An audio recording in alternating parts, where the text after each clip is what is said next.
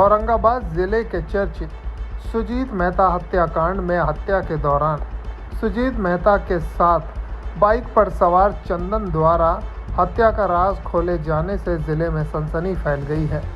गौरतलब है कि शुक्रवार 5 अगस्त की शाम को सुजीत मेहता अपने दोस्त चंदन के साथ अंबा से अपने घर दधेपा बिघा लौट रहे थे।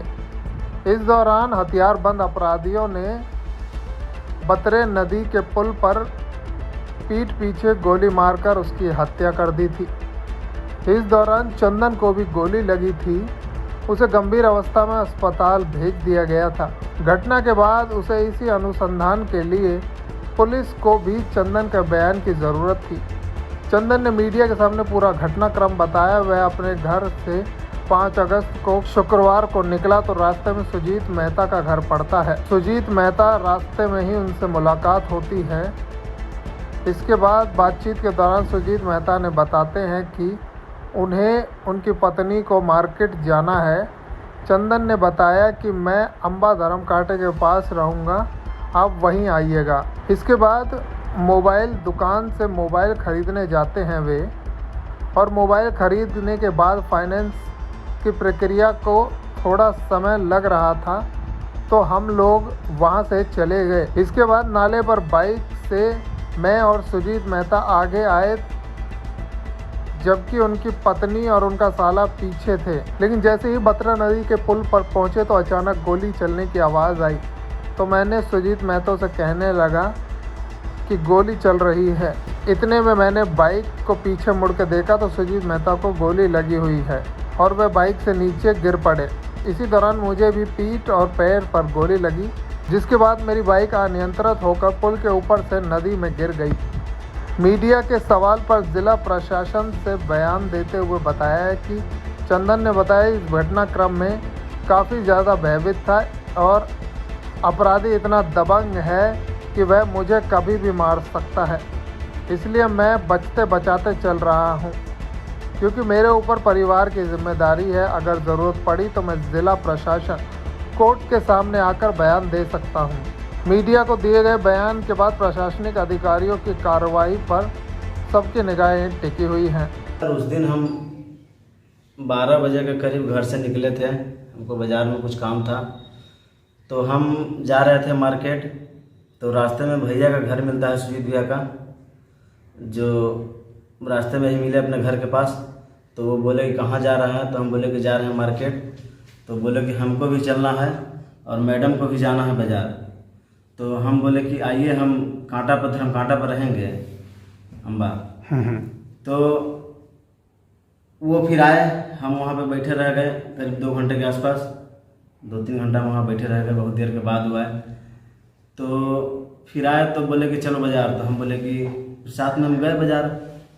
तो बाज़ार गए तो हम पूछे कि भाभी को भी जाना था। तो बोले कि से हाँ वो आ रही है सोनू के साथ, भैया का साला सोनू, उन्हीं के साथ वो आ रही है, से तू चलो।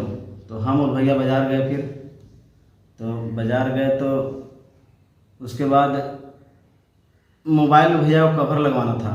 तो वो एक ठो औरंगाबाद रोड में विश्वरंजन नाम के लड़का एक ठो दुकान है, मोबाइल दुकान, मछली मार्केट के जस्ट 2 बिल्डिंग आगे। तो वहाँ पे जाके हम लोग मोबाइल में कवर लगवाए और गार्ड लगवाए, स्क्रीन गार्ड। अच्छा। तो वहाँ लगवाने के बाद फिर हम लोग वहाँ करीब 10-20 मिनट और रुके होंगे, या मतलब टाइम तो नहीं है पता। फिर वहाँ से हम लोग निकले तो हम लोग अंबा नवीन नगर रोड में आए सीधे। यहाँ पे आरबी कॉम्प्लेक्स है, गुप्ता आरबी कॉम्प्लेक्स एक ठो है। अच्छा।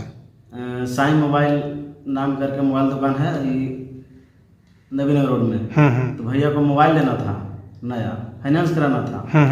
तो वहाँ पे वो मोबाइल सैमसंग कंपनी का मोबाइल उनको लेना था। तो मोबाइल वो फाइनेंस करा रहे थे तो लोन प्रक्रिया में थोड़ा सा लेट हो गया वहाँ पे। तो वहाँ भी लग रहा है करीब आधा घंटा भर रुक गए थे। तो मोबाइल में भी और उसमें लेट था। तो अपना सिम जो था भैया का मोबाइल, अपना जो सिम रखते थे उस सिम नया वाला मोबाइल में डाल के वेरीफाई कर रहा था, वो जो फाइनेंस करता है। तो हम फिर भैया बोले कि से लेट होगा अभी से। दुकान वाला बोला कि लेट होगा। तो हम बोले कि इतना लेट होगा तो हम बैठे थोड़े रहेंगे, से और काम है, चलिए। भैया बोले कि तो चलो से बाद में मोबाइल आके ले जाना। तो फिर बोले कि हम बोले कि भाभी, तो बोले कि वो भी तो मार्केट कर ली है, तो चलो वो भी तैयार है। तो हम लोग निकल गए वहाँ से।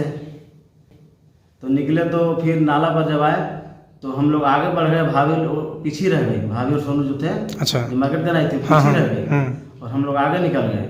आगे निकल गए, जब हम लोग नदी पर गए, बहतर नदी के पुल पर जब पहुँचने वाले थे तो हम लोग को कुछ पता नहीं था कि ऐसा कुछ होने वाला है। जब हम लोग आराम से जा रहे थे घर, तो वहाँ पे गए तो एक बैग अंधाधुंध फायरिंग चलने लगी, गोली की आवाज़ सुनाई।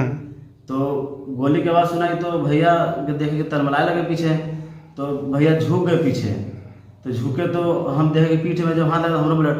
तो फिर हम भैया जब तरमला के गिरे ना, वहीं पे जब गोली की आवाज़ चली और बस तुरंत बस सेकेंड होने लगा, भैया तुरंत पीछे की ओर लोढ़ा के गिर गए रोड पे। और लुढ़के से मेरा गाड़ी एम्बुलेंस हम दहिना साइड में जाके, मतलब रोड से बीच में जा रहा था, उसमें गाड़ी नहीं थी वहाँ पे। तो भैया जब गिरे तो हम नदी में जाकर डायरेक्ट गिर गए। अच्छा, तरमला के नदी में गिर गए। तो नदी में गिरे तो हम नदी में गिरे तो मतलब हाथ मेरा चोट लग गया था। तो फिर हम उठ गए तुरंत, ज़्यादा नहीं था। तो ऊपर में हमको चोट लग गया था, पैर में भी गोली लगा था हमको। तो जब उठे वहाँ से तो देखे कि से आकाश सिंह और चुन्नू सिंह, दो आदमी को हम पहचाने, जो कि भैया को गोली मार के, और वहाँ पे करीब मतलब वहाँ पे दिखा। उसके बाद फिर वो लोग भी 2 बाइक से था। तो हम लोग ज़्यादा को तो नहीं, लेकिन 2 को चीने, आकाश सिंह और चुन्नू सिंह को, और गोली मार के फिर हम लोग चिल्लाए भी कि फिर पीछे से भाभी आ गई। तो हम बोले कि से आकाश सिंह और चुन्नू सिंह भैया को गोली मार दिया और बोल रहा था कि बाप का बदला ले लिया। अपराधी गोली मार के किधर भागा? गोली मार के वो सीधे उधर नबीनगर तरफ भाग गया। अच्छा, मतलब अम्बा से हम लोग अम्बा से उधर नदी पार होकर चिल्की मोड़ तरफ भाग गया। इसके बाद क्या हुआ? इसके बाद फिर हम हाथ में चोट लगा था, फिर उधर से निकले, रोड पर आए तो फिर बहुत सारे लोग आए। फिर हमको टांग के, हमको भैया को फिर ले गए हॉस्पिटल में औरंगाबाद। पुष्पेंद्र की यहाँ तो क्लिनिक है वहीं ऊपर ब्रिज के बगल में। तो वहाँ पे वो इलाज लग रहा कि नहीं किए। भैया को बोल दिए कि भैया मृत घोषित कर दिए, और हमको भी इलाज करने के लिए नहीं कह रहे थे कि नहीं इलाज करेंगे, से यहाँ व्यवस्था नहीं है।